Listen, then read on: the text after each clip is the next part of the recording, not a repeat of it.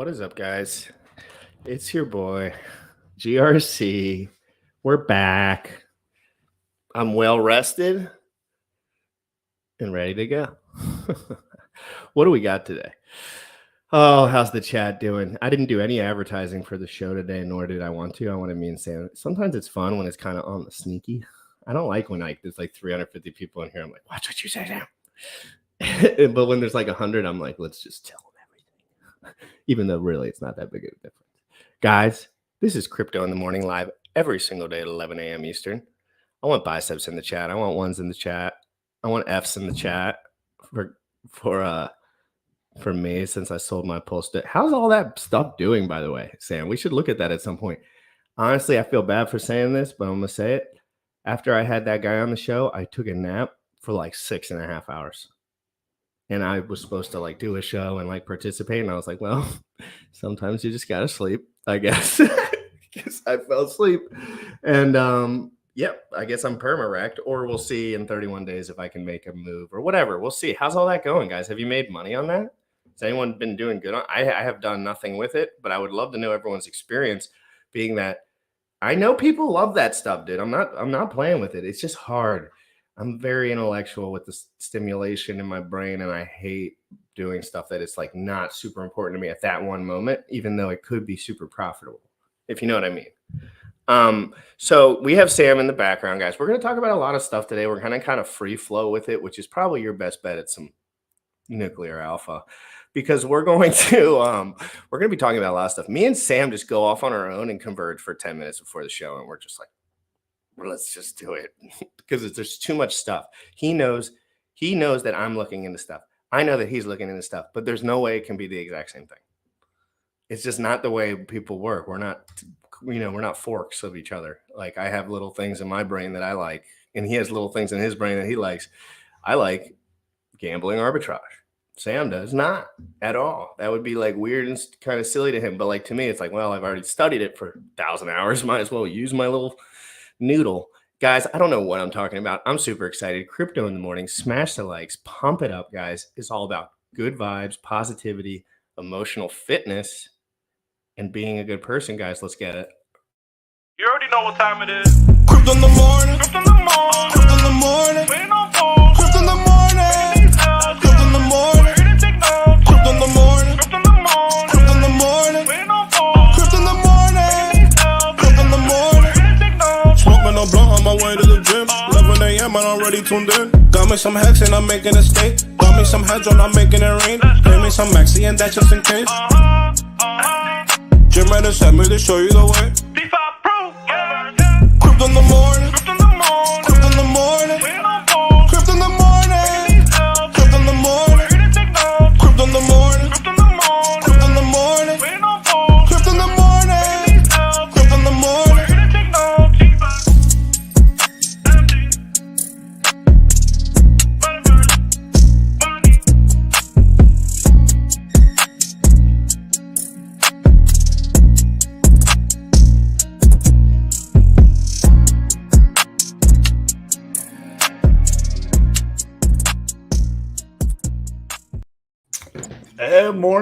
Morning. Hello, everybody in the chat today. Good to see you. I thought we could cover some interesting stuff today. We've got, you were just telling me about that Sam Bankman, right? Which when we did a Sam Bankman video on my channel, people were just like, oh my God, let me stuff my hand further. I've never seen anything like it. That was funny. That was very funny. I didn't expect it either. I was like, what is going on? I don't know enough about people's bias to like have like pitchforks for people. So like if I don't like somebody, I'm like, yeah, just don't listen to those guys. But like they're gonna do what they're gonna do. Still, I just ain't gonna listen to it. So I smell dark all over him. I smell pleb. I smell state's got him right where they want him. But that doesn't mean he knows that. I mean, I think he is a vegan, so it kind of like says right. Well, no, he is everything that could be wrong with a man. But that's all right. That's all right when it comes not as far as like look or anything. Like that is what it is when it comes to the look. But he's wet noodle, like he's not going to stand up for anything. He's going to bow down to the social narrative 10 times out of 10. just to get his way because he's smart when it comes to his business. He wants Correct. business, baby. And we have a video that we're going to play for you on this, BitBoy talking about Sam Bankman.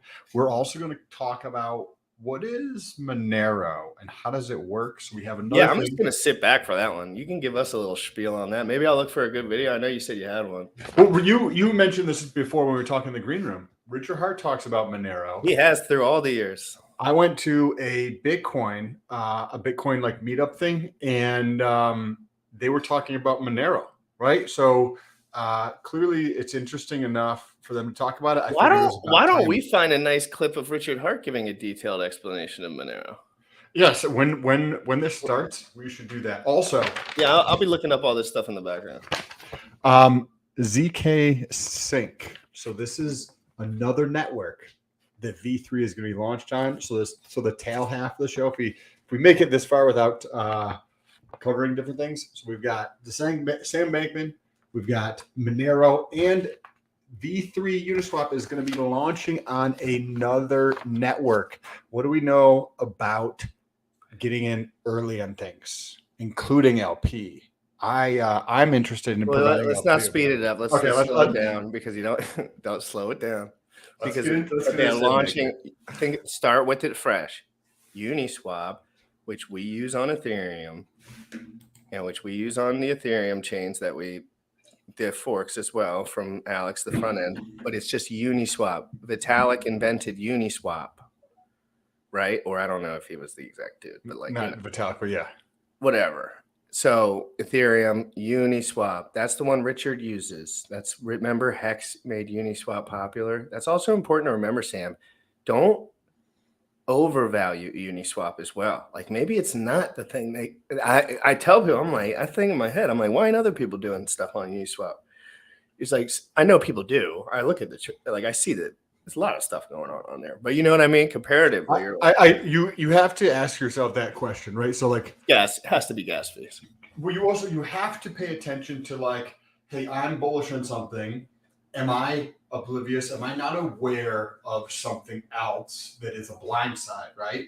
And so that's always something good to keep in mind because it keeps your mind open to possibilities. And so many people decide to be maxis or decide to be closed-minded in how they are or approach crypto. And I think that having that approach of like, how could I be wrong? Because I ask myself these questions like, how could I be wrong about this thing? How could this go in the other direction? Because it gets me to ask myself and look at things from a different point of view. Well, what if this happens, right? And then I come up with better solutions, or I think about, hey, well, if that happens, then I can do this or change things up. And it is a valuable thing to do. You have the Sam Bankman video. You want to pull that up and give us? Yeah, just give me one more. Just give me one more second. Just because I am going to pull that video up, but I got unorganized for a second and I have so many tabs open, so I got to look for it. But so we're going to watch a couple clips. One to start, popular clips that people are kind of going around right now. And that's what I do in the morning myself, frankly. Like, I don't care if they're stupid because frankly, most of them are very stupid. They really make no sense and I would never pull out my crypto computer because of one of what these dorks are saying. That would just be, unless I was like dumping, like, oh, they said something bullish, dump it. Like, that's the only way. So let me pull up this video of BitBoy real quick. It's in the last 24 hours that it was published because we're going on the Today tab. And, oh my God. You want to give us some context? It's called The Dark Truth of FTX. Sam Bankman Fried exposed. And it's BitBoy's face right in the front of it. And he is, I'm pulling it up now. I can't hold back anymore. I want to see BitBoy's so uplifting. If I saw BitBoy in real life, I wouldn't be happy about it, but I like watching his videos. I'd be like, this dude's bluffed as fuck, but like his videos are powerful to a degree. I like him more and more. I think that he's evolved a lot over the last year and a half or so, tremendously. And I think that is providing a lot of value. His production quality is pretty dope too. It'd be Dude, nice to get there. that's the only thing keeping this dude upright. Let's be 100%. He's got better quality than all of us combined because he's been doing this forever, and he's got a studio and he's got a team. So like right here, this is completely off topic before we get into here, but Yeah. I want that little bit wider angle, a little bit better. Dude, you need to be ready to drop. Like, I'm going to go down there. I'm going to get a place. It's going to be a studio, and you're going to have to be ready to drop a couple $1,000s, and then I'll do the same. And let's just do everything dope right. studio. Let's just do everything right, like at once, and then we'll just say fuck it. We'll never spend money on it again until someone else gives it to us. I'm getting a computer as I beat my goal for this month already. I'm getting a new computer, so. If anybody's not aware of this, don't, Sam, don't. We're watching a video, Sam. So let's go. All right, let's get into this. Let's not expose ourselves for no reason. No, I'm kidding. But let's get into this. 4 minutes 56. Its name, FTX. Crypto is under attack from the inside, and I've been sent some information on how FTX is manipulating, stealing, and backstabbing any competitors in the space, especially other layer 1 protocols that threaten the success of Solana. Because as we all know, Solana. So you're not allowed to like not want other things to succeed? I don't know. He's gonna get it to a point at some point here. Yeah, he's gonna have to let us know some dark truth, because at the end of the day, like, you know, I don't want my like, let's say I had a girlfriend that I really liked, and then her ex-boyfriend was next to me. It's like, I want that dude to probably not win as hard as me.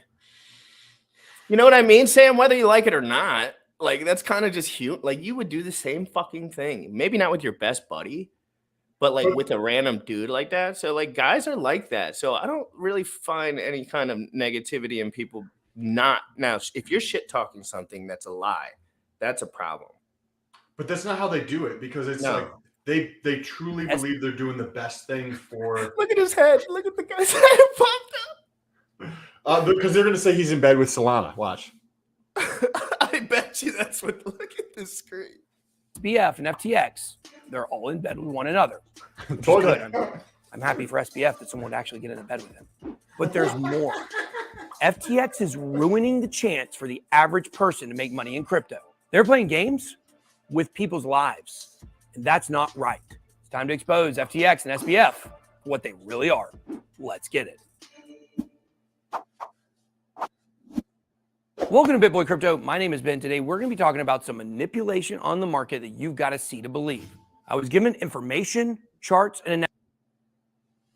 One quick second before we go on. This dude bullshitted straight up, no research crypto advice for 3 years straight. Literally bullshit. I watched. Now think of like he's way better now, but he was a bluff for years, dude. A bluff. He's like, you can't, but like, think about it, Sam. If you were a bluff when you were 25 and I knew it hardcore, what am I going to be when you're 40? I'm going to be like, fuck this guy. You know what I mean? Correct. Like, at the end of the day when it matters. Like, but okay, maybe some people, but he's putting in that work though. But think about yourself and your own journey, right? You decided to pick the path that is harder, right? You decided to pick the path to be a leader, right? But that doesn't mean you were always on that path, right? Same with this dude here. He was on whatever path he was on, bullshit and like selling S coins and stuff like that.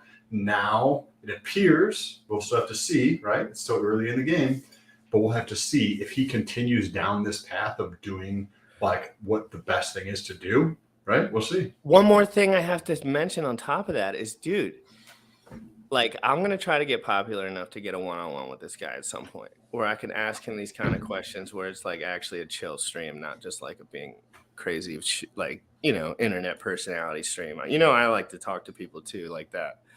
But I want him to tell everyone that he was a phony bluff, frankly. And I would have done, I mean, I'm younger, so people wouldn't even have blamed me. This motherfucker's like 35 or 40.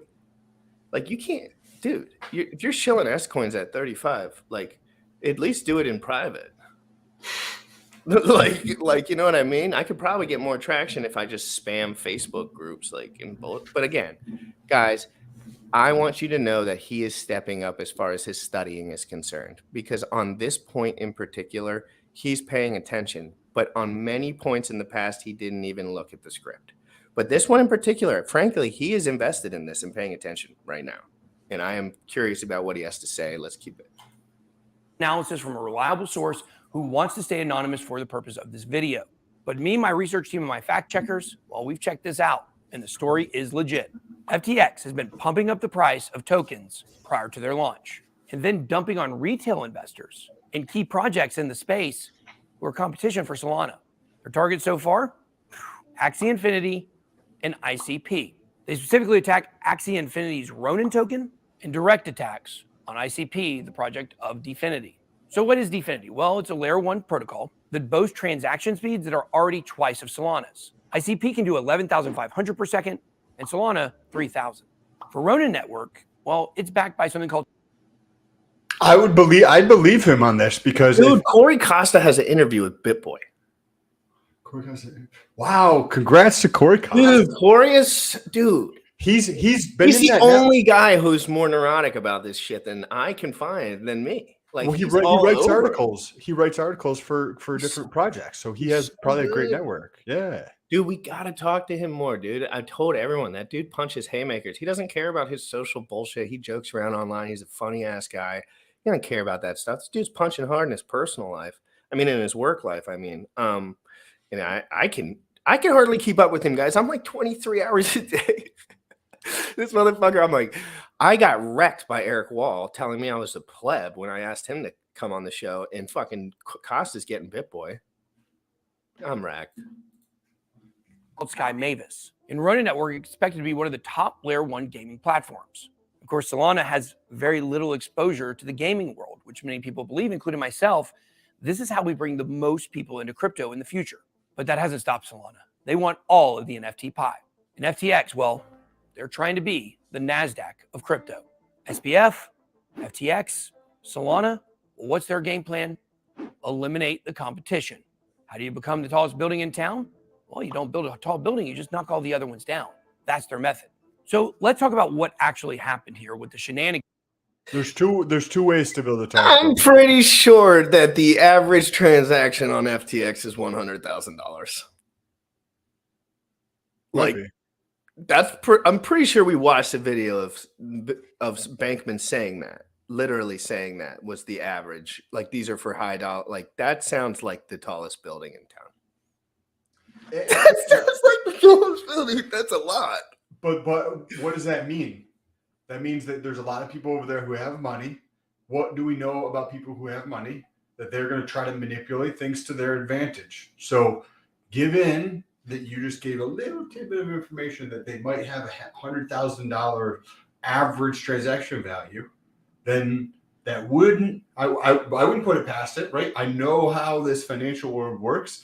This dude here is probably aware because he used to do something similar, according to you, right? Like he wasn't very on smaller scale, like just correct. Kinda like he was wrecking plebs. That guy's wrecking companies. Like, so why would it be any different? It's not. That's why I kind of don't like BitBoy. Like, I like BitBoy. Like, I think he's cool. I think he believes what he's saying too. But I think, frankly, he's got a few decades of naivete stuck in there where he just didn't figure some shit out that maybe he should have figured out. But he's working on it, man. I mean, he stopped getting paid shills. Mm-hmm. I mean, some guys figure that out day one. Me, like, that's not hard to figure the fuck out, right? But like, I think he's on that path now. He is now. But he needs to understand, like, you don't get to say things loud and proud like this if you didn't stand for what you said before, loud and proud. Leaders always lead, and they will die in the leadership role or become, you know, an enemy or whatever. Like, just so I don't see BitBoy as a leader in crypto whatsoever. I feel like he's one of the flimsiest dudes in crypto, frankly. But I do believe that he's smart, and I do believe that he cares about people, and I do believe that, you know, he's invested in making this world easier and better now for the average user rather than himself. I think he is a leader just by the sheer numbers, right? Like, he's got more people paying attention to him than Richard Hart, right? He has more people paying attention to him than a lot of other people. Yeah, I mean, we'd have to do some speculation on that. And whether you're a good leader or a bad leader, having millions of people paying attention to your stuff, right? You can be a leader with nobody paying attention to you. You can be the greatest leader in the world, right? Nobody pays attention to your shit, right? Versus you're a leader, whether you're do some good things and some bad things or whatever the case is. That's true And too. Some dudes he's just, got some dudes beat ass when they have to, no matter what. You know, and he's got a lot of attention. He's got a lot he of does, attention. but he was like, again, we're in such the infancy. That's why I don't think about it like that as much, because I see how infantile this. He is a savvy guy, that's for sure, and he got his production team in place, and he had enough financial resources at the time. But like, once a cup, give this stuff a year. The next bull market, you will not see guys like. Well, I don't want to say it. I don't want to say that to be true, but that's would be my guess, that there'll be lots of guys with this many subscribers rather than him having a lot more subscribers than the rest of guys. But again, that all being said, like, this dude clearly is smart and functional and like not evil. So those are three huge pieces to like being a good. Most people don't have those. Most people do not have those three. Plus, he clearly has like finances and like a beautiful production studio and great networking. Probably he met with Richard Hart. He's met with many other guys. That's stuff that takes years to accumulate. You can't just buy that shit either. I see him being substantially larger in the future, especially if he continues down this path. And when you understand that, like, we're at the fucking infancy.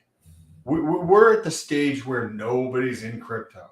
And if you're in the stage where nobody's in crypto and you've got 1.4 million subscribers on YouTube, can you imagine? Like, the rate at which he's growing, I think would be crazy. I wouldn't be surprised if he's pulling in 6 figures a month just from his YouTube channel. Oh, and 100%, 100%, he's pulling in 6 figures from this channel per month, without trying, probably. Yep, 100 grand plus. Like, okay, let's get back into this. But we're so stupid, bro.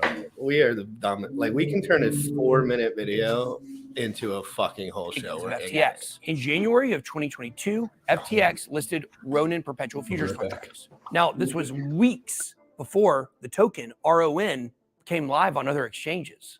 So the day before it launched on all other exchanges, traders on FTX pumped the price to a place the market couldn't even handle it. So what happens? Launch occurs the next day, and the retail investors get dunked on. Absolutely dunked. You can see on these charts, what happened is insane. Definitely manipulation. Then we have May of 2021, the great top, the end of the first phase of the last bull run. So FTX, once again, they listed ICP 4 days before it went live anywhere else. So what happens? The price bubble balloons, and now all of a sudden, FTX shorts ICP as low as they can. So who are the traders that are doing this on FTX? Well, you have to look no further. Now I've made a research. It was, of course, started by SBF, Sam Bankman-Fried. What is that? Well, it's a quant firm that brings in millions every day with a staff of only 30 people. So why do we think they had something to do with this? Well, they've got quite the track record. They made millions of dollars trading what's called the kimchi premium. Kimchi premium is basically a way to trade arbitrage. Adding that to the dictionary in right away. I'm going to be saying that all over the town. The kimchi premium. I mean, first of all, I love kimchi.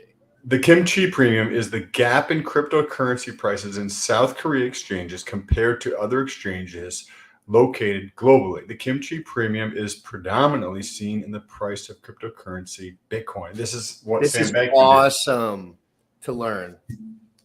Dude, the kimchi premium, bro, that makes a lot of sense too.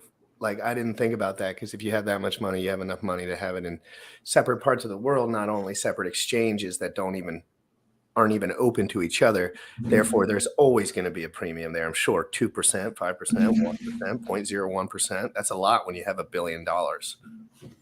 But it was like 20% when Sam was doing it. 20%? So he would just do this. Are you kidding me? That's how he was making $1 million a day. No, I hate my life, dude. I'm gonna do it. It's probably arbitraged out to a great degree. Yeah, but we'll just do the taco salad premium when it comes out somewhere else, and he'll be rich already. He won't be paying attention. Yeah. All right, let's finish watching. We'll do the taco salad premium for South Korean exchanges versus other exchanges. It's a currency loophole, basically, that has been exploited for millions of dollars. We know that the traders involved with Alameda Research, they exploit things. It's what they do. Now, SBF, of course, left Alameda Research in 2021. Left. He still owns 90% of the company. The fact is, Alameda Research is SBF's secret weapon behind everything he does. It's a secret financial weapon. He uses this along with his money to gain influence with policymakers so he can shape crypto in the way that he wants it, not the way that we want it. He wants to eliminate competition and remove your ability to make money in this exciting new asset class. The battle lines in crypto have been drawn. On one side, we have the manipulators. We have the ones that want to see crypto turned into everything it wasn't supposed to be. And on the other side, we have the people. And together, we're stronger than the elite. And we can do this. Which side are you on? That's all I got. Be blessed. BitBoy out. I think that was a good little clip there. That was a nice little clip. Him talking about this. I think that he is. I never watched any of his content really, or some of the other crypto OGs, because I don't watch a lot of other people's YouTube content. But the clips that I have seen of him over the past couple months, I'm like, yes, I agree with a lot of what BitBoy has to say, and he doesn't seem to be selling anything crazy. He doesn't seem to be purporting garbage. He's doing it looks like the right thing. Yeah, saying I would say the same thing from my eyeballs and ears. I would say the exact same thing. I think at times get tough. Yeah, guys like BitBoy might switch up, but that's not the worst. Times are already tough. He already took the biggest dub of his life during the bull market, I'm sure. Probably the biggest dub he could ever have in a million years. And just frankly, like timing wise, he was in the market, he was chilling, he had coins, he had a team. And Sam, we did, you know the numbers, Sam, they were ridiculous. And he's been in for years. So now he's probably like, okay, financially I'm free.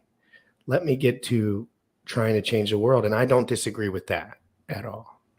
I don't. I just don't. My bad. No, we're going to pull up Monero next. So this is a perfect segue. Pull up a video of it. And then once it's on, I'll be good to go.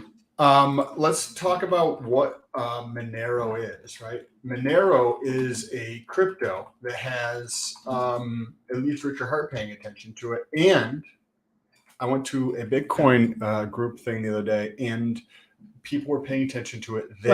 Well, explain more what you did. So explain people where you went the other day and so what you saw, so they can have a baseline for why you brought this up.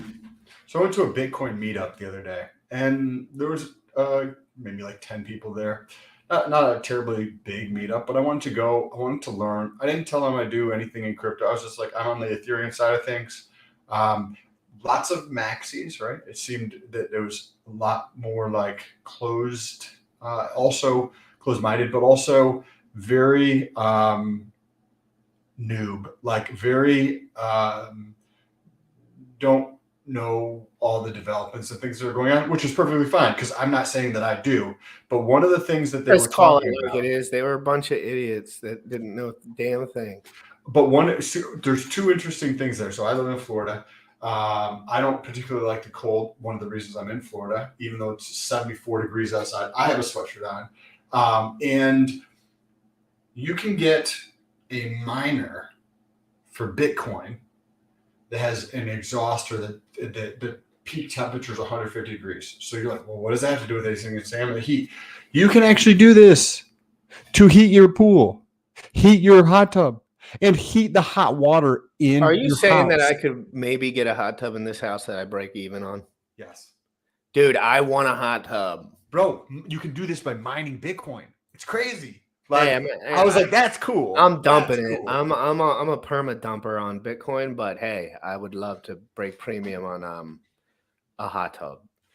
Yeah, right. Or just like my house. Because hot tubs are a big money sink. If you want one, you kind of just got to eat it. And what about your hot water tank, right? I think I have a 60 or 80 gallon hot water tank that I could hook up maybe one or two miners to that earns me Bitcoin and gives me hot water for the whole house. This is a rental, right? So it's a duplex kind of thing, right? So half of it's rented out. That's awesome to be able to do this in Bitcoin. So anyways, talking about Monero. So I'm asking them and I'm like, cool, I have some Bitcoin that is sent to me, And the only way I know how to do this is, I'm sure there's other ways. I just haven't tested it, but to send it back to Coinbase and then switch it and go to wherever I want to go to, right? So there's something called BISC, which is a DEX that you can utilize over there. But Monero is another way, because they were talking about privacy, right? Because I was like, hey, it came from my store, right? I have a store, somebody paid in Bitcoin, and they're like, well, is there enter KYC there? And I was like, I don't think that I've KYC'd. I think this is the e-commerce wallet for, it's not the same as the Coinbase wallet. It's an e-commerce wallet that Coinbase has out that you only use if it's e-commerce. And he was like, well, you could swap it through BISC into Monero or through KuCoin into Monero. And I was like, well, what's so special about Monero? And I remembered Richard Hart mentioning that he likes Monero. I also was trying to understand Monero because I've heard privacy, right? It's really good for privacy. So what one of the dudes said is that when you do a transaction in Monero, it sends out like 16 transactions. So I'm one of 16 different transactions. So you don't know which one is actually real. And it's not going to be able to track that on Block Explorer like Etherscan. And that was like, it was, a 15-minute conversation, but I was like, oh, this is interesting. I need to learn more about this. And I think it will be valuable for other people to learn more about this. So we have this video. It is about a year old, but it covers Monero and how it actually works. So we're going to get into this. Any thoughts on that real quick? No, because I just frankly don't know enough about Monero other than the fact that Richard's talked about it for half a decade. And he's always mentioned it as like one of the very few things that he interacts with at all. So this will be good to use. I just never thought it had a use case for me yet, but now I'm getting to that point where it's like everything has a use case. It's like, you know what I mean? Back then I didn't have $1, frankly. Like, so it was just like, you know what I mean? So let's play this. And then afterwards I have there's a pretty girl that made a Sam Bankman-Fried is a fake video that had a lot of coverage in the last 24 hours. And she's a pretty girl. So I mean, that's rare. Trust me. I do the 24-hour search every single day. And I don't see this shit pop up. So maybe she has some great points. Seriously, I can imagine she does because I know these searches pretty well. So let's play this video. Let me learn a little bit.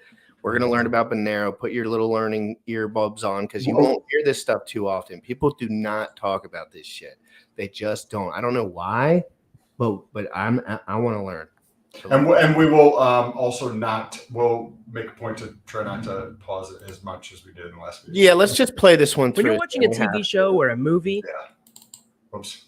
and a character is forced to become a fugitive for whatever reason, what do? They probably first try to conceal their identity as much as possible. They get a baseball cap and sunglasses, and they get a beat-up car to get as far away from their troubles as possible. They'll need money to at least get food or gas. But do they take a credit card? Do they have a debit card or checks? Of course not. To truly avoid detection, they need to avoid being tracked by banks, which the police will check in order to catch them. They take only cash, which can't be tracked. This is exactly what Monero does. Welcome to Whiteboard Crypto, the #1 YouTube channel for crypto education, and here we explain so people like you can easily understand them. In this video, we're going to explain what Monero is, how it works, and if you should consider using it. Now, the promise of cryptocurrency is not just simplicity, hard money, and decentralization. Many people turn to cryptocurrency for privacy. And Monero is the king of privacy in the crypto world. The word Monero sounds like money, which makes sense because it's actually the Esperanto word for coin. In many ways, it's similar to other cryptocurrencies like Bitcoin.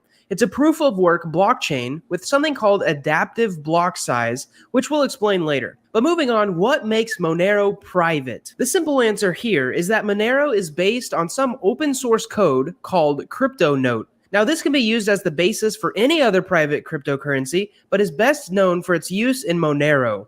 Without getting too technical, because it definitely gets technical, this software lets Monero stay completely private by using a lot of different keys and something called ring signatures. So here's a simple way to think about it.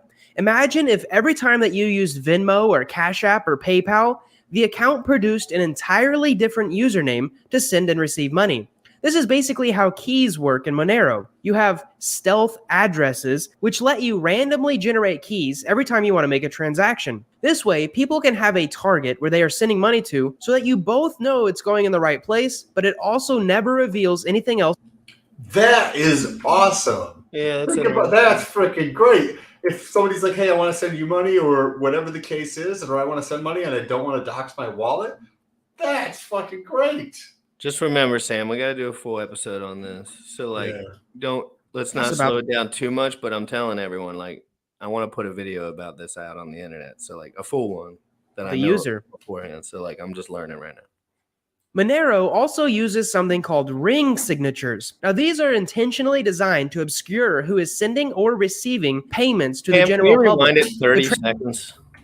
Because that last 30 seconds was filled with, actually, like, a little more. Right there's good. There we go. Okay. Imagine if every time that you used Venmo or Cash App or PayPal, the account produced an entirely different username to send and receive money.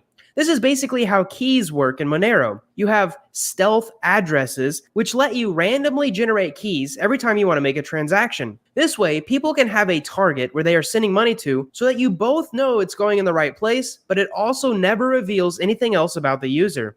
Monero also uses something called ring signatures. Now, these are intentionally designed to obscure who is sending or receiving payments to the general public. The transaction happens, and to the outside, you're only able to see a total pool of people from whom the money could have been sent. There's no way to tell who from this group actually engaged in the transaction, so it's totally private. This means you can't track where Monero is going, but it also means you can't see how much money the person that you're paying has. Unlike almost every other blockchain, you can see account balances. Also, unlike Monero, you can publicly leave a like on this video. It greatly helps us out and rewards our hard work. So go ahead, click that like button and keep supporting our work. Moving forward, how is Monero actually different from Bitcoin?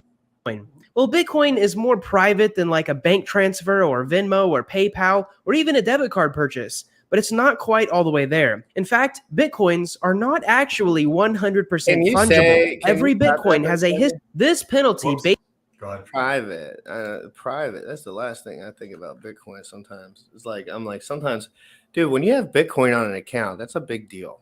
Like, for a lot of people, that means you probably have a lot of it. It's not as flexible as some of the other coins. You can send them around everywhere like it's nothing. You know what I mean?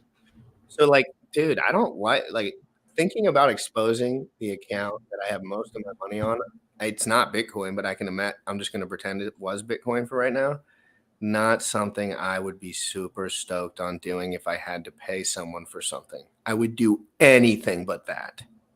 I don't want everybody to be able to see my balances and see what I'm doing in crypto. Forever.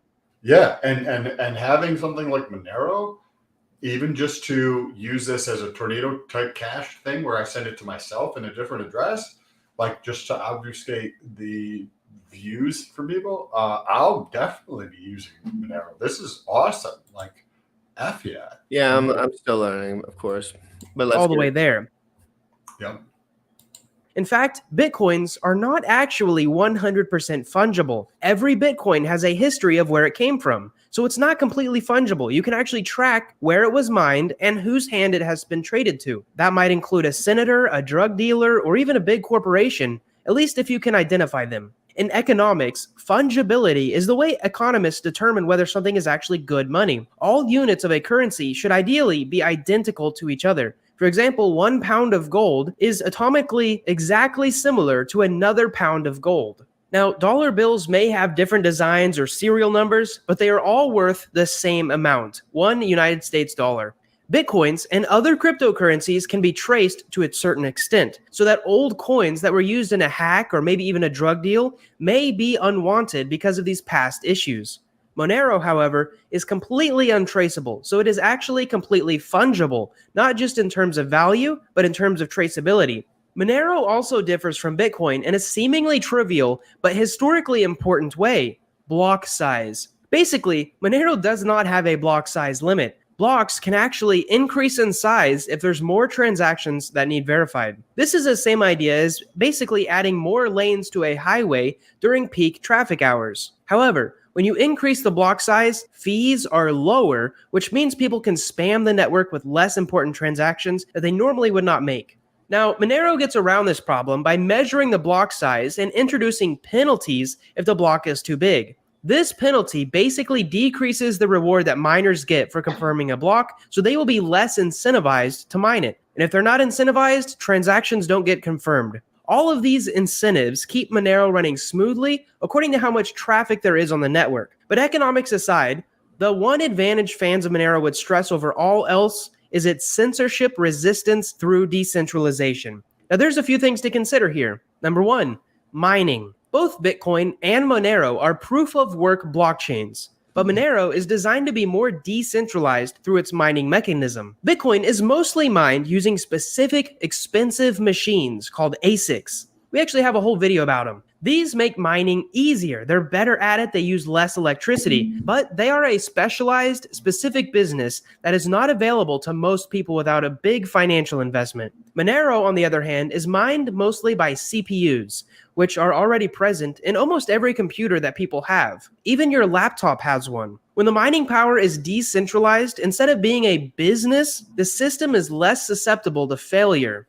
Number two is a lack of transparency. So to remain private, Monero needs to be less transparent. Now, this lack of transparency compared to something like Bitcoin is interesting. In Bitcoin, this transparency is actually a value add. It allows everybody to check the ledger and make sure that each node can actually verify the blockchain to make sure that nobody double spends their money. But it also means that you can see where funds are moving to and from, and you can analyze those patterns and even determine the identity of a certain wallet. Knowing which wallets are doing what can help you determine who is who, and then determine who else they're doing business with, and maybe even how much money they have. This kind of transparency fundamentally changes how people interact and negotiate. If I know that you have less money, maybe you're in a desperate need of liquidity and will take less than what I would normally offer for something. For example, if I'm buying a car from you and you have $3 in your account, I could probably haggle a lower price. But if you have $1 million, I know you might not bargain. Monero eliminates this problem by being private and keeps things at a level of transparency that we're already used to with concealed bank accounts.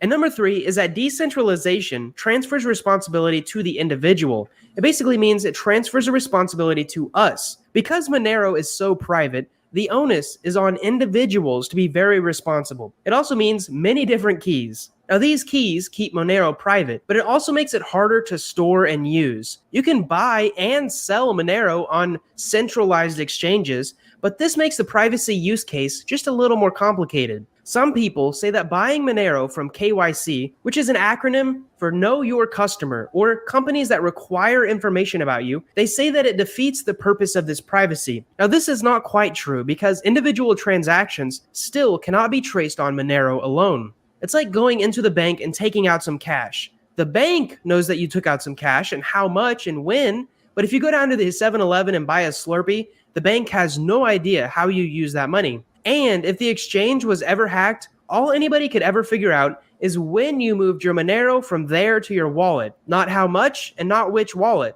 So Monero is clearly set up from the start to be an ultra-private cryptocurrency.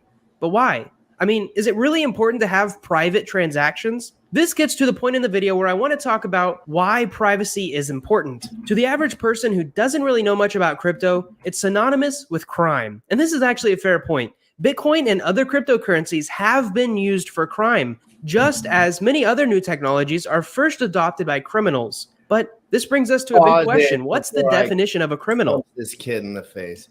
Guys, do you know how much US dollar gets used in criminal affairs? It's the number one crypto. Oh, is it? Number one currency. I wouldn't have imagined, Sam. Number one, you mean drug dealers like cash? Why can't I pay any drug dealers with crypto? They don't even give a fuck. They're like, fuck you. Give me some cash that you. I'm not saying me, but you know what I mean? Like, that's not how those guys move. I'm not. Maybe they're savvier ones than others, of course. But like, but you know the Sam.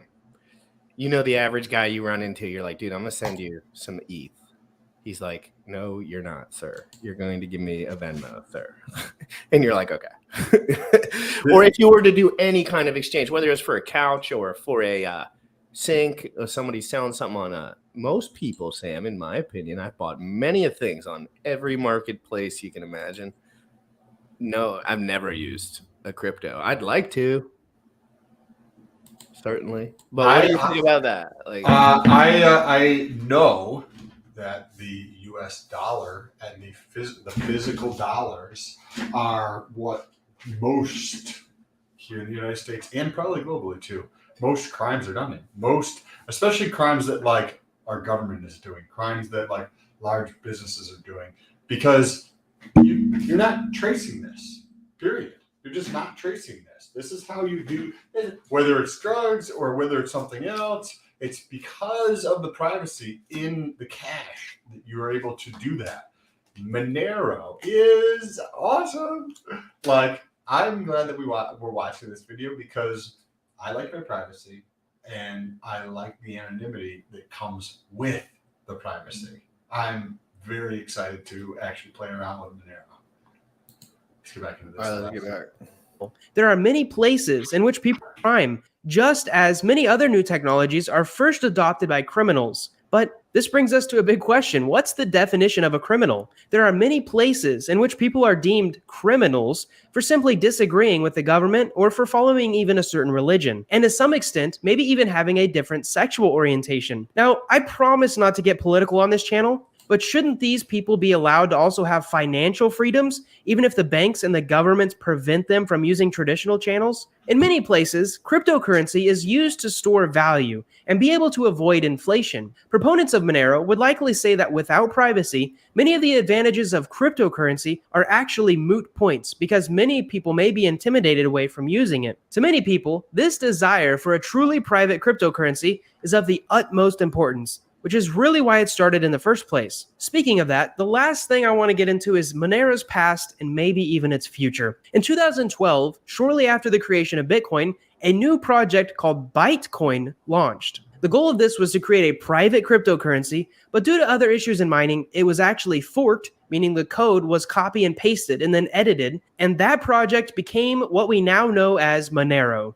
Unlike Bitcoin, the main spokesman and original developer is known, but many of the developers are unknown and use pseudonyms. This differs from both Ethereum and Bitcoin in separate ways. In Bitcoin, some are afraid that Satoshi Nakamoto will reveal themselves and or sell all of their coins, resulting in huge price fluctuations. In this case, anonymity is a risk factor. In Ethereum's case, some are afraid of the centralization of Vitalik Buterin's hands. Even though people would not have to listen to what he says, he not only has some direct power over the network, but he's also very influential. He's actually responsible for the hard fork that caused Ethereum Classic to be created. In this case, centralization is a risk.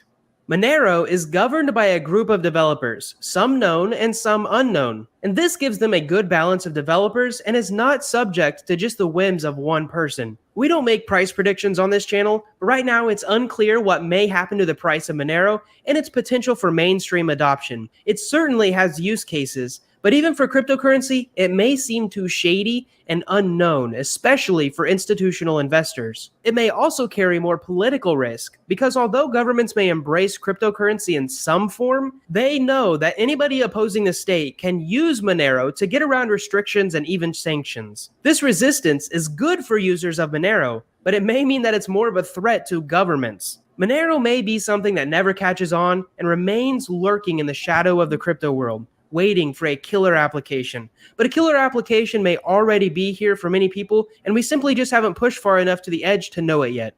Either way, thank you guys so much for watching this. Wow, that was a older video, but a great video. I learned a lot. Hopefully you guys did too. Yeah, that was a good one, man. You know, I'm not really worried about people buying. Like at the end there, he was kind of speculating on the price of Monero. I don't think that's what we really care about here. Frankly, like we're going to use that stuff to try to be anonymous, and if that is functional, then we're probably going to use it. And we're not going to think too much about the price appreciation but again, I got to look at it. Like I would have to look at it more. I got to see the health of it. I'm assuming that the chart looks fantastic. I've never looked at the chart in my life. Me either. I didn't even know what the was. I want to look at it because I'm going to do a full episode on it where I kind of check out everything. I think it's like XRM or MXR or MQ something. I don't even know what the ticker symbol is for it. Also, some people have keenly pointed out in 2018, Monero miners forked and enabled ASIC mining. So there is ASIC mining on it now. This is very interesting. Very interesting. Like I'm going to definitely set this up and figure out how to use this. Like I you know what I mean? Like I want to do this to protect myself and my own privacy. Go ahead.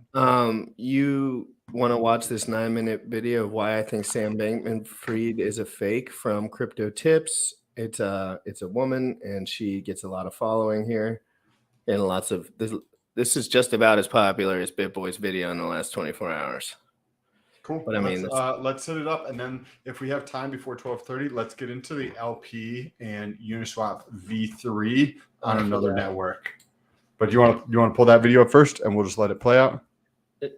Yeah. Do you think we should probably just cover this and then end it? Well, let's play this video because I've never seen this chick before in my life, and I'm not saying that not everyone else has seen her, but let me pull it up. 9 minutes. Biceps in the chat if you want us to keep going for 15-20, guys.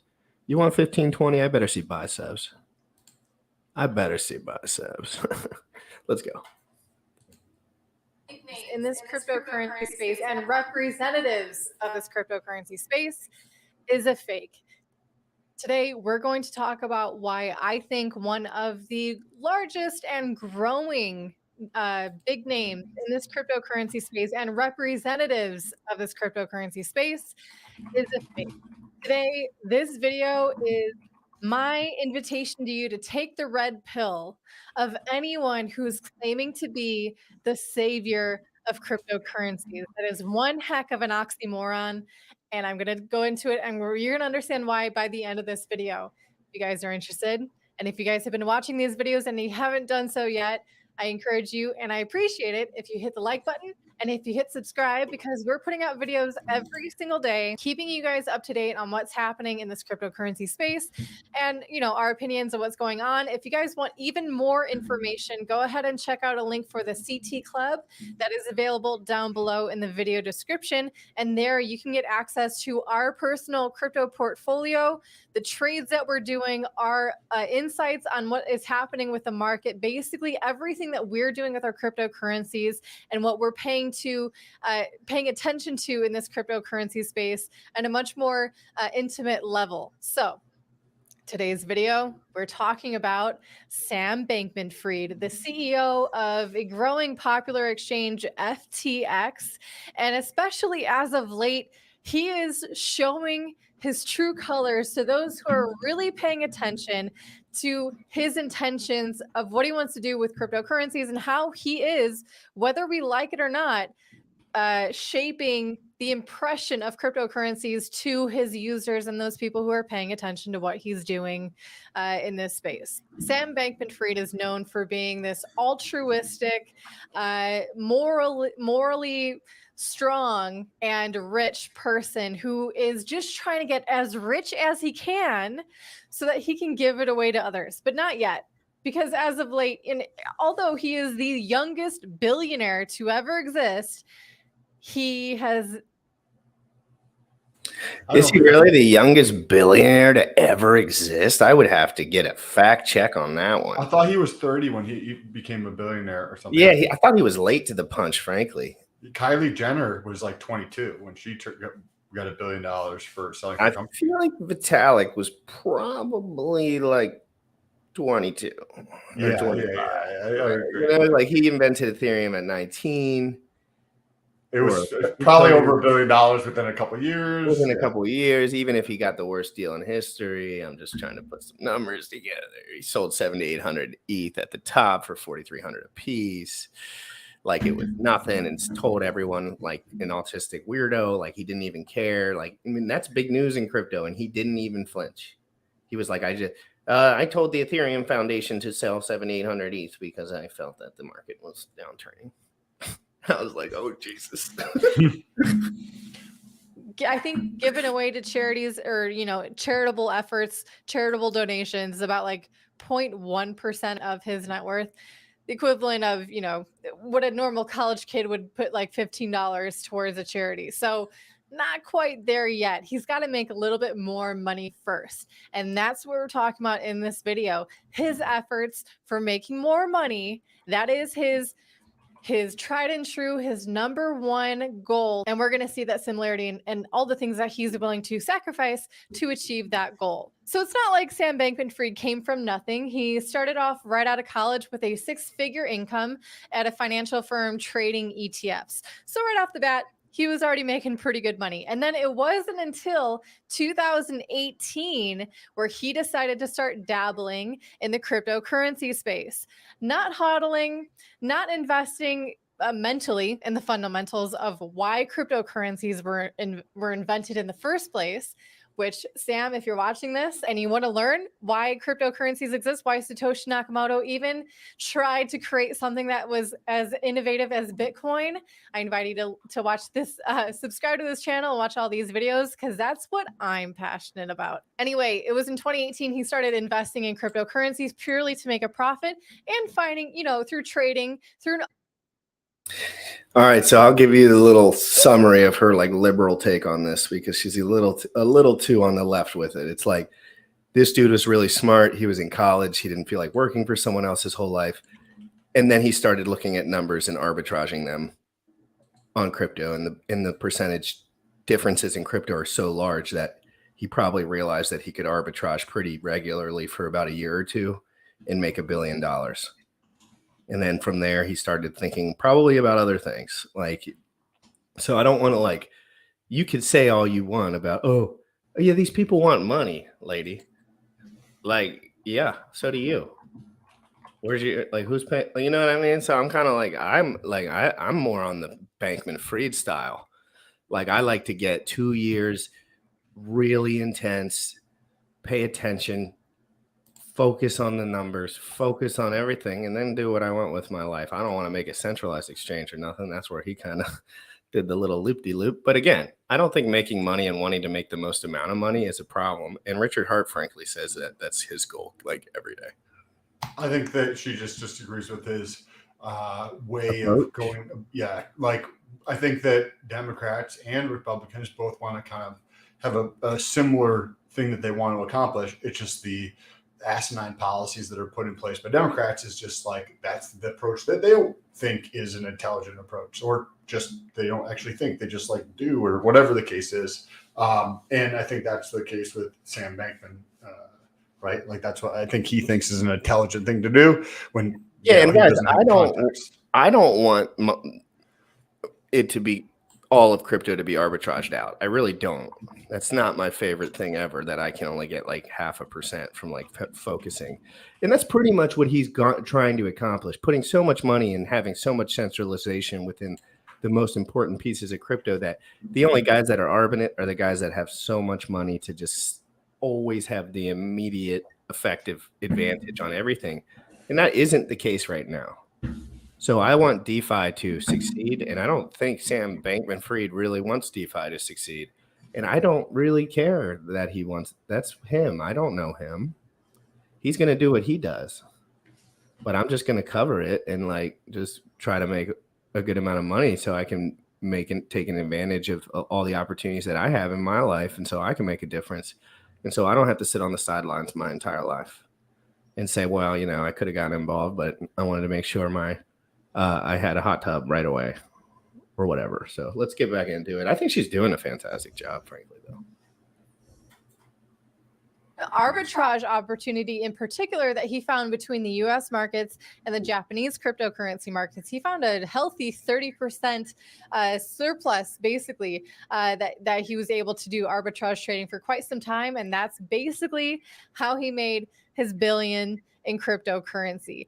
Within that process of him doing all these trades and trying to do it at the pretty high volume and high worth value of trades, he found some shortcomings in the cryptocurrency exchanges that he was using, and so that inspired him to create his own that we all know as FTX. So fast forward 4 years later, the year is 2022. Sam Bankman-Fried is a well-off individual in general, and a powerhouse that some consider to be a powerhouse in this cryptocurrency industry, if we're judging by the deep pockets that he has accrued. And we have the failings of a lot of centralized lending platforms and just centralized platforms in general. This often happens during bear markets in cryptocurrencies, where the weak and otherwise failing projects fail, and we get a nice cleansing out of it. We saw the failings of Celsius, Voyager, and also the crypto investment fund Three Arrows Capital. And, just general, a huge fallout between those major players going bankrupt and the trickle down effects. Sam Bankman-Fried saw an opportunity not to let the free market cleanse itself and actually come out all the better for it, an opportunity for him to buy out these companies, to absorb them into his own smorgasbord of cryptocurrency companies, and an opportunity that he deemed to be a profitable investment. Fast forward, 2, 3, 4 months later, now Sam Bankman-Fried is ready to unleash institutional investors into this cryptocurrency space. He's waited long enough to see his own cryptocurrency investments start going to the moon again. This would be, his first bear market. He's impatient. And so very recently, a few days ago, in fact, Sam Bankman-Fried, or SBF, published his own ideas for how cryptocurrencies could be regulated. The US is just dragging their feet just a little bit too much, don't you know? And he's ready again to pump his bags, regardless of how high a barrier of entry it would create for regular people like you and me. No, he's in, and he's ready to see his bags pumped, so that again he could make even more money, so that he could one day give it away, but not yet, right? And again, what he published was. What do you think about Sam? What are you thinking about what she's saying? Like, do you think that she's too hard on it? Guys, me and Sam love DeFi, and we want to be able to get in early, obviously, but we don't control the fucking free market. So what do you think about the free market, Sam, and what she's kind of been saying and what you've seen in finance in general? And does this rhyme and just the same old shit, different day kind of shit?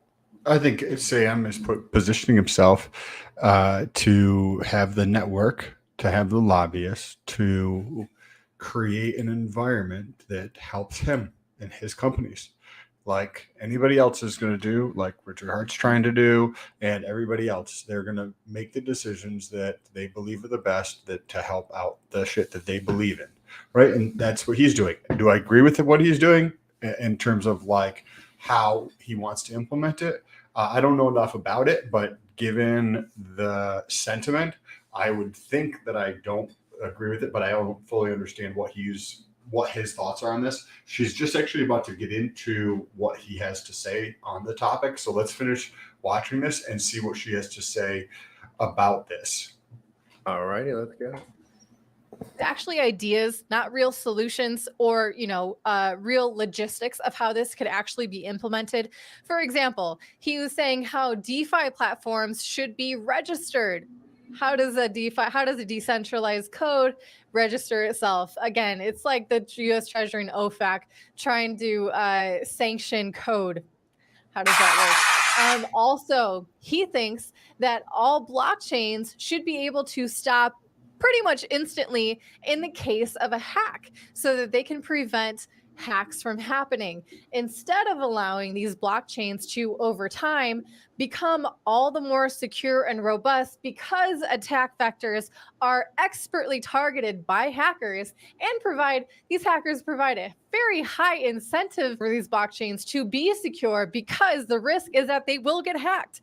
But no, he thinks there should be absolute centralized control over the function of a blockchain, so that they could stop it, so then a hacker can't hack it, instead of, again, the attack vectors being identified and remedied and moving on and being all the better for it. Again, showing a lack of interest in what the free market can actually produce, much less interest in seeing this cryptocurrency space become more decentralized and robust against anything like regulations. Again, because he is all for regulations, because he believes regulations brings in institutional investors, and that might be the case. And that might make crypto, of course, appreciate in value. But how fun is it to be on the outside looking in of this new asset class because the regulations put you on that side of the fence? Not so fun, not so free. That's not what we're all about here. Now, lucky for us, Sam Bankman-Fried himself is actually an attack vector on crypto. He is not the last, he's not the first person to try to impart their own will, their own centralized entity and selfish interest in imparting their influence on the development of this cryptocurrency space. There's been a lot of people, a lot of megalomaniacs popping up in the crypto space. They all tend to fade away by the wayside and fade away into the oblivion of crypto history because it's not about the person. It's about the decentralized networks that are being built and the freedom that they grant. I agree with what she's saying there at the end. I think that back in 2008, I was in school and I did not even slightly agree with what the government did by bailing out large companies. The large companies who fucked up should have died. We should have watched them bleed out. That's what happens when you have poor leadership that doesn't have the foresight to understand what is actually happening in the marketplace. And to say that you want to just shut down networks because of a hacker, cool. Well, that's going to continue to happen, but that's how the space becomes stronger. And if you don't understand that, right, like that's how you get stronger, is by shit getting fucked up. For sure. No, for sure. And things have gotten, like, that's why Ethereum's so cool, man. Like, Ethereum's been around for a long time. You know what I mean? And it's just like, whether it's like 51% of this, that, and the other, it's like shit's still going up. People are going to buy it because they trust it. And I don't really agree with her too much on the leadership aspect. Like, I think that's a big part of it. But again, I do agree with it, basically everything she's saying, where these things do have to level out. You have to give them freedom to level out. And like some people really just put in millions and millions of dollars into liquidity, US dollar, and it kind of tricks things up. People don't really understand why. But really, it's because they densen up those liquidity pools in such a way. And that's why Hex is kind of a walled garden, because institutional investors don't really get in like that. But people can still get in. And it's a cool system. Like, I think what Richard created is pretty cool. She did an interview with Richard once, someone in the chat said. So maybe one day we'll watch that one too. So Sam, before we go, however many minutes you got, just tell us real quick. Talk to us about what you see with Uniswap. What you see. You said there's a liquidity providing opportunity that you're going to maybe look into. What are you looking at? What are you seeing? And just give them a little preview. So to give some context, I personally really enjoy crypto, but I also really like liquidity providing. So it is only a small portion of my bag, but I really do like liquidity providing, and I think that the returns are pretty crazy. Like on $7,000 in just the past 2 weeks, I've generated $1,200, right? So you can do the math on that. It's extreme, right? And then the other day I found this article here, right? This is Uniswap votes to launch V3 on ZK Sync. So ZK Sync is another network that they're coming out. So sometimes ZK Sync is a zero knowledge rollup, right? So I don't have a full great understanding of that, but we can cover that in a future episode. But the zero knowledge rollups don't work super well with EVM, right? The Ethereum virtual machine. So what they're saying is that they can actually solve that problem. Polygon is also trying to solve that problem. And another network is also trying to solve that problem. So when I put this in, when I read through this, I'm like, okay, wait a second. I like providing liquidity. I provide liquidity on multiple different networks. But what do we know about getting in early on something? Not a lot of people are going to be over there yet. Can I find opportunities where instead of earning 15% in 2 weeks on Uniswap, 15% in 2 weeks on Uniswap, maybe I can go over to this network and earn 15% in 2 days, right? Or maybe I can check out, my first step is going to be going to Polygon. Polygon also, V3 is on Polygon, so I'm going to go figure out how to get on there. I don't know what assets I'm going to provide in terms of liquidity on there, but I'm going to get over there. And I think that there could be a big opportunity, because where do most people in this chat spend the time? Ethereum, right? That means that everybody's talking about that, and there's a lot of people there. But did you know Polygon has like 150,000 transactions over the last 24 hours? Right? That's a lot of money to other people trading. I'll take a vig on that. Right? I'm happy to do Click that. on Zen over there. I'm sure people are trading it. Like, I'm sure that's a big piece of it because I heard it was explosive over there. Interesting. And on Binance too. I heard it was explosive too. I didn't get involved over there either, but I mean, still a lot of stuff to keep up with. So, but that's interesting. And I'm gonna set up. It's Sunday, guys, so we're all kind of just relaxing a little bit, even though we're just working. But like at the same time, Sundays are a little bit more for us to get our thoughts out. I don't want to be. I'm not a permo shill. Like I don't get paid by anyone to do shit. But am I getting paid? Sorry, I was fanning myself with my hundreds here. Sorry. But I'd also like to keep people up to date with the stuff that I think is cool and important, and maybe. But that doesn't. I don't participate in a lot of it, frankly. I'm a little bit lazy with it. If I find something I like to use that. Until there's another opportunity that comes up that really sparks my interest. But that does not mean, Sam, I'm not going to cover stuff. And I might, I'm just going to cover what's going on in a non-biased way. And that's going to be this channel's ethos moving forward. I don't need to, everyone wants me to have bias. Everyone wants me to get pissed off. Everyone wants me to not be locked in on the truth. But the truth is the market for this is pretty high right now. Like people want to know what's going on. People want to really know what's going on when it comes to liquidity providing. All that stuff that Sam Bankman-Fried is doing that she was mentioning, Richard did as well. Richard, these are the guys that got in early and they realized these numbers were tied together and then they could arb them but it's because this is new and this is all new stuff. So these are the guys that are coming up. What they do with their billions of dollars, hey, that's not on me. That's not on me, but I could tell you what, Richard's not playing with Hex on ETH Fair, and Richard's not playing with Hex on ETH.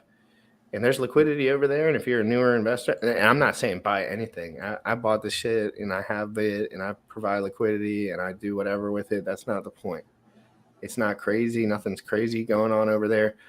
But there's opportunity, Sam, is what I'm trying to say. But those opportunities could go to zero, too, at the same breath. So don't put too much money into anything, please. And do not, we want to support DeFi. We want to support users and human beings. But at the same time, don't be under the impression that these people are not moving and there is nothing GRC is doing right now that Mr. Sam Bankman-Fried is worried about.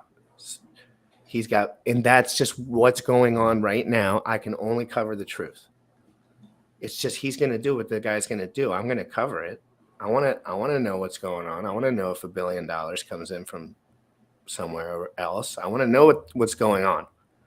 So I'm going to cover everything. And yes, I hope DeFi wins. And I think in a way DeFi will win. I think that DeFi will definitely win in the long run. I don't think that what some of those things that he's putting forth are even, remotely possible to implement. Like trying to implement effectively like a kill switch, or like he's talked about blacklists on certain things. If one dude says this is what they want to do, you know how many other dudes can just create a workaround around it? It's code. It's the internet. It's global. It's not in the US exclusively. Like the dude's in fucking California and he's a vegan or drives like a Prius or something, right? Like drives the Corolla, Sam. Corolla, right? But the point is, doesn't matter what you want to do. Wildly different innovations in space. No, I'm kidding. But the point is that it doesn't matter what this dude wants to do. Somebody else, somewhere else, can create a solution that is a workaround. Period. Right? Tornado Cash, you can't use OFAC, etc., etc. Okay, cool. Well, and Bankman probably sits there with these friends, and he's like, "I hope these dudes that are way richer than us don't perma-wreck us, just like we do to Richard, just like Richard does to all the guys." Like they're like, "Yeah, there's always a guy with more money, and he can always perma-wreck you, but sometimes you got to line yourself up so that the incentive would be on your side. Like, yeah, okay, this dude's not going to perma-wreck stuff just for the hell of it." But they are going to limit if normal dudes start get billions of dollars, they're gonna start saying, "Hold the fucking phone." But bro, dude, it's But a lot of random dudes, like I'm talking like 100,000 random dudes with $1 billion from crypto, and that's totally gonna happen at some point. But who are those 100,000 dudes? Are they gonna be half already suits, or are they gonna be 75% random dudes that are just here to chill? But it's gonna be millions. It's gonna be millions of people that do that, right? It's gonna be millions of people that are gonna have millions of dollars, and those people are the ones that can go through and start changing things. If you think about entrepreneurship, right? Entrepreneurs are the ones that move the world forward. This sweatshirt, that sign in the background, every single piece of equipment that I have here was envisioned from an entrepreneur. They solve problems, and we need more entrepreneurs out there. And what happens? It's what happens when you have enough resources, when you have enough money and you have financial freedom. Most people want to give back. Most people want to help solve problems. I would. Yes.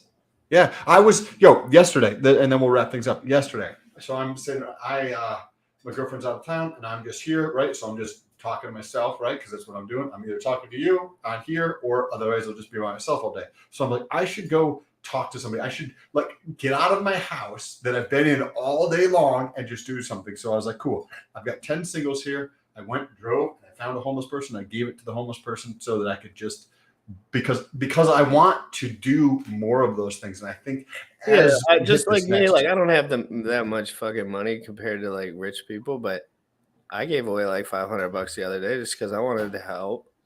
Like I wanted to do something. I wanted to give someone an experience, and I could have sold that for cash and just put it in my bank account. Duh. But I was like, nah, fuck it. Like I bought a bunch of this. It went up a bunch, and I'll give away some of it. And frankly, people were like, surprised about it, and I was just like, dude, it's all good. Just chill. Life is abundant. There's many things out here for you if you're paying attention. People try to give me money at a print all the time, and I rarely accept it unless all the terms are in my way, and I have no negative repercussions, and I won't accept it otherwise. And that's most of the money I just will never accept, because it's just like, no, I'm not ruining my reputation for a bunch of bullshit, for lies, for fake, but I will cover the things I like, and I'll buy them myself, and I'll give away money myself. But you know what I mean? So everyone have an amazing day. AM Bullish and DeFi Proof both did the same thing on the streams. So I don't know exactly how much they did. It could have been more, it could have been less. But we're getting off, guys. It's NFL Sunday. Go say hi to your mama or something. Remember, emotional fitness is key in times like this. If you are not emotionally fit, you have fun losing all your money. And I'll be having all your money because I'll arb that. And I won't care if it goes to zero. You know what I mean? That's the way you have to invest. If I'm going to speculate $1,000 on Hex Unfair, I don't give a fuck what happens to it. That's how I invest. But I'm not going to just do that on everything that comes out. It's only going to be a select few. Let's be honest, it's the same contract address as Hex. I'm not flaying too far from what I like, right? So anyway, guys, amazing day. Have a good one. Peace and love, fam. Let me press the button properly. I'm sorry, I missed it. You're good. Guys, Crypto in the Morning live every single day. Go on Twitter. Hit us up, guys. Seriously. You already know what time it is. Crypto in the morning. Crypto in the morning. Crypto in the morning. We ain't on phone. Crypto in the morning. Crypto in the morning. We're here to take notes. Crypto in the morning. Crypto in the morning. Crypto in the morning. We ain't on phone. Crypto in the morning. Crypto in the morning. We're here to take notes. Smoking a blunt on my way to the gym. 11 a.m. and I'm already tuned in. Got me some hacks and I'm making a stake. Got me some heads on, I'm making it rain. Pay me some maxi and that's just in case. GymRatCrypto sent me to show you the way.